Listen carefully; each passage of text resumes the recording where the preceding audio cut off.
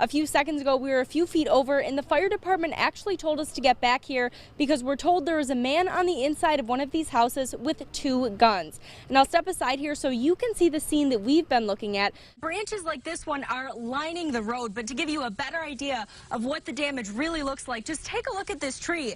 This is one of many that's been completely uprooted. Right now, crews are taking this car that was parked in the driveway away.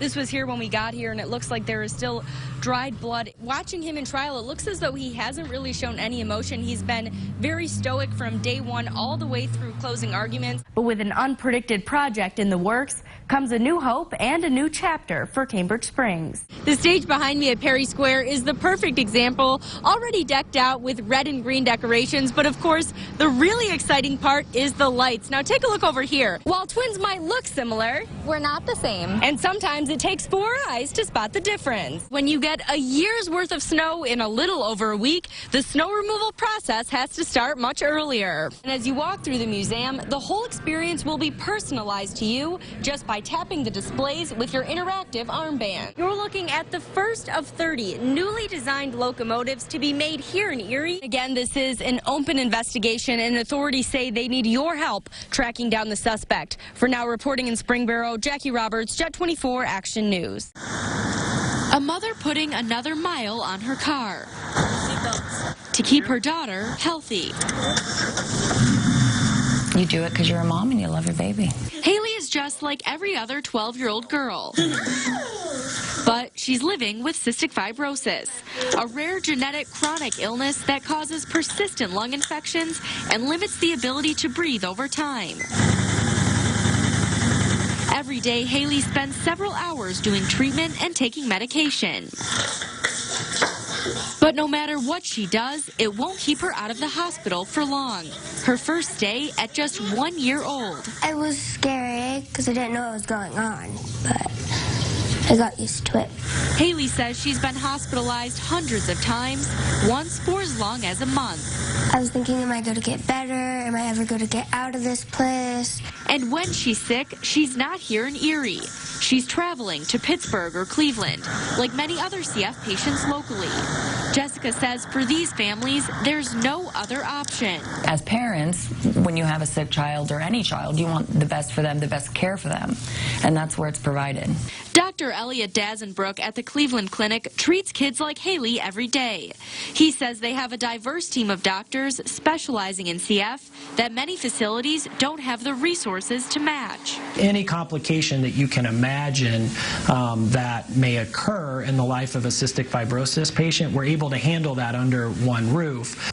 From Erie to Cleveland, the trip is roughly 100 miles. To Pittsburgh, it's around 130. But families like Haley's have lost count of how many times they've made that drive. Luckily, there are resources locally to ease the burden. We pay so that we know that they go there for their treatments and get the help that they need. The Cystic Fibrosis Association of Erie and Crawford County is a 100% volunteer-based organization. Members like Evelyn Cage support families monetarily to help pay for medical expenses in addition to footing the bill for those lengthy trips, providing relief for the patients and the parents. As a mom, you want to be there for them.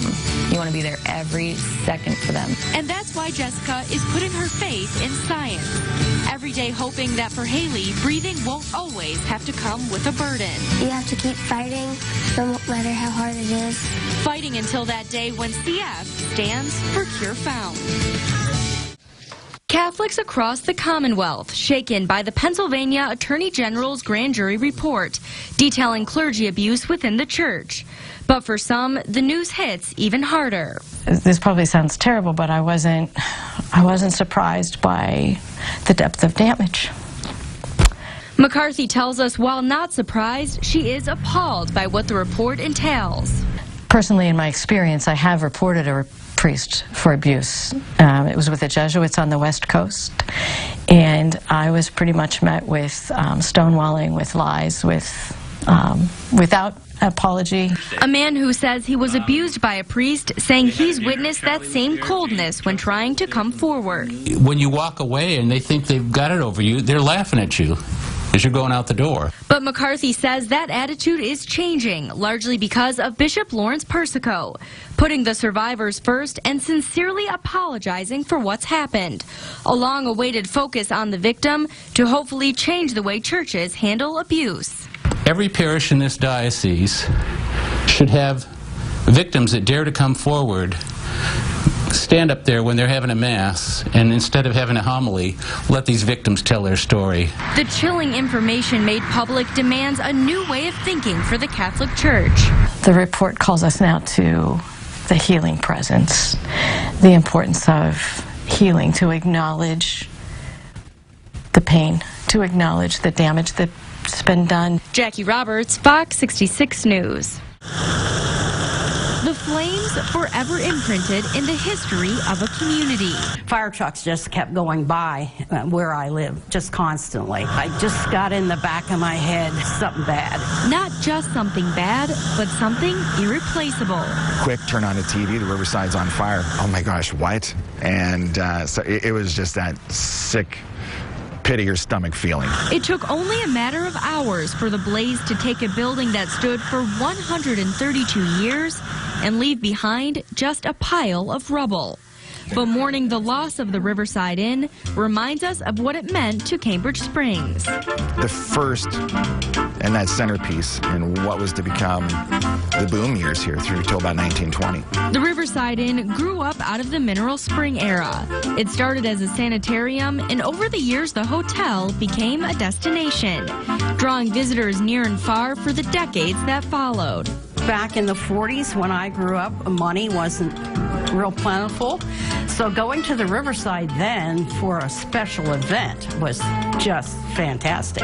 After the fire, the magic dried up as quickly as the tourist dollars. But with an unpredicted project in the works comes a new hope and a new chapter for Cambridge Springs. Why don't you guys take a look at building at the Riverside? And we said, well, that's a great idea. For Jason and Deanna Oles, the vacant lot is a chance at a dream. We had this plan for the brew pub for a couple years now, and we thought, what better space to do it in than right here on a special property. By summertime, the entrepreneurs hope to transform the space into a full restaurant and brewery with outdoor entertainment, keeping the name of the place they won't forget. The framework for the new building even comes from the same era as the Riverside, a barn built in 1879. That detail stamped on a beam in the brewery's foundation. We were just kind of trying to find a spot that the barn would fit. And then whenever the idea of the Riverside came up, it just came together. It was perfect. While change is never easy, this one the people of Cambridge Springs are embracing. I never thought in a million years that we would be so wholesomely accepted into this community, and they have just come out and given all of their support, and I can't even put words on how much that means to us. In some ways, a fresh start, rising from the ashes. Something good's coming. So we'll see. It's just the beginning of a new story, how Cambridge Springs is rebuilding after the Riverside. Since we started this project, Deanna and Jason have made a lot of progress on the building in terms of construction. Check out where they're at now by visiting our website, yourerie.com. Back to you.